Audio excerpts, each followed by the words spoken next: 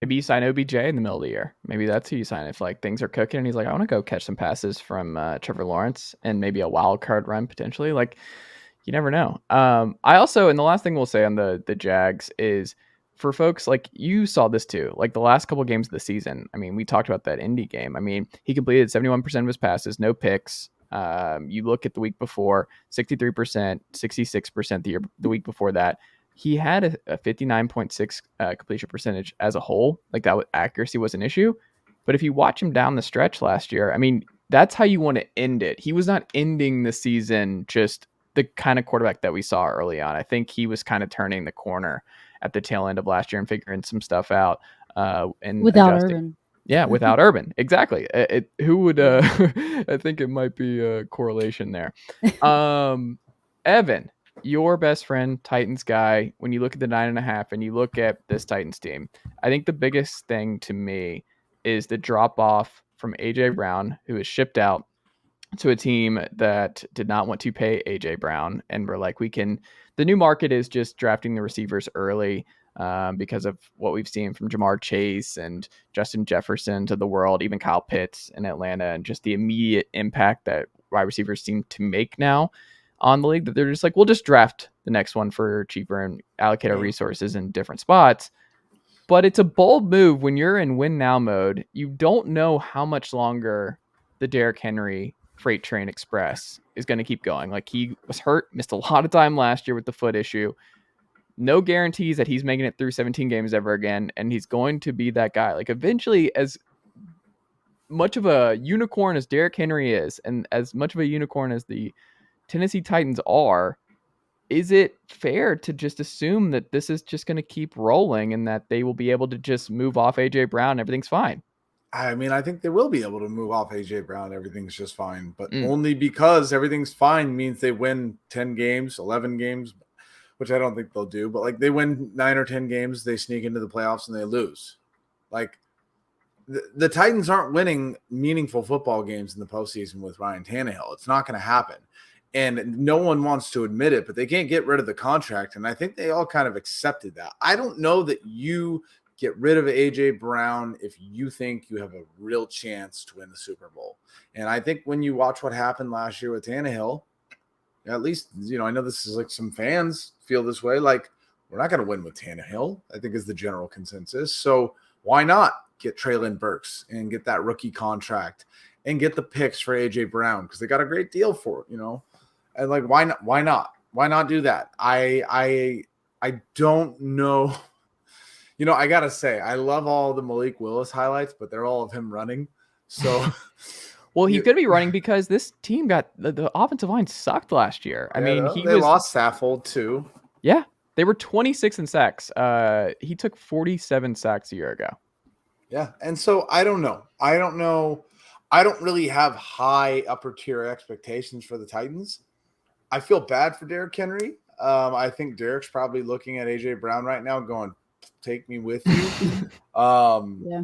Although I don't know that Derrick would want to go be with another mediocre quarterback in Jalen Hurts, but sorry. Better vibes though. Jalen better Hurts vibes, totally. And more potential for sure. Higher ceiling. But I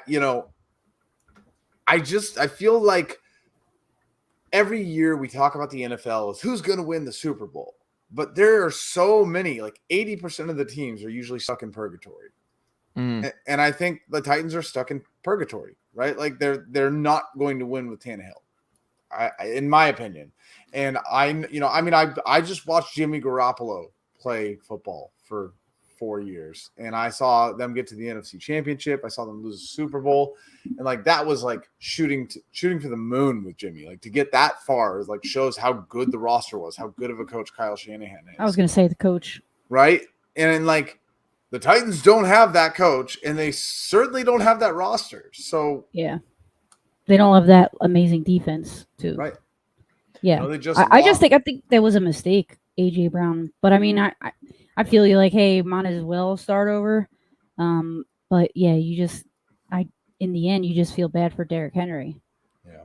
The AFC South has just become, let's get a bunch of bulldozers in the backfield and try to run you over. That's basically the AFC South right now in a nutshell. Here's the crazy thing too about the Vrabel experience.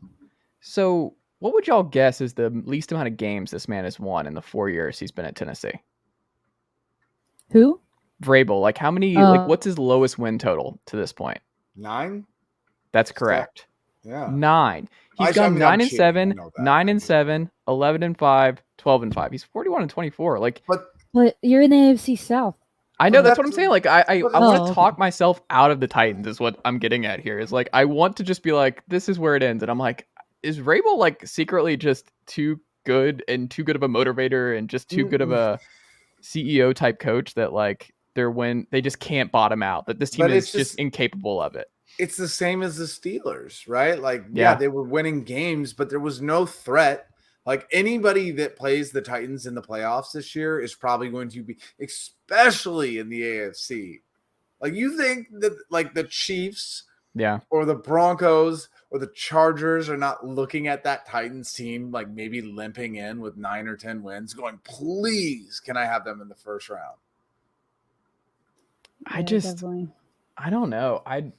They're in a weird Hey, by spot. the way, let's talk about the things though. Like getting Harold Landry back is huge. Yes. Harold Landry is one of my favorite players.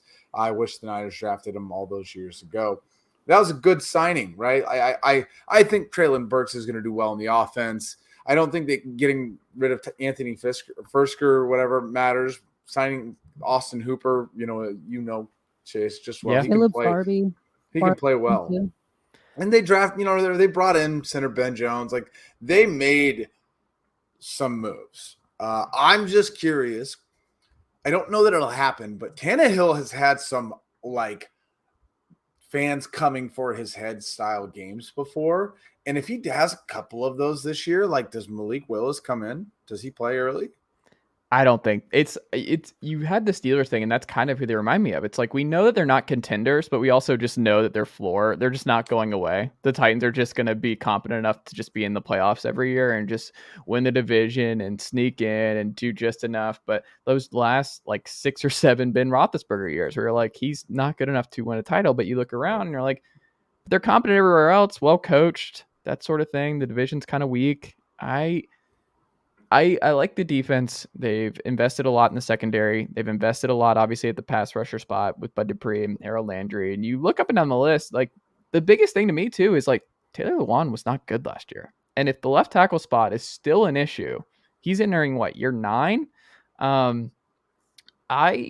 I don't think so. And then Robert Woods as the replacement veteran guy, he's 30. Like Robert Woods, off of how many injuries? Yeah, exactly. Like you can't count on him. And you look past Robert Woods and Treylon Burks. People talk about the Jaguars' depth at wide receiver. Yeah. I mean, there is a man named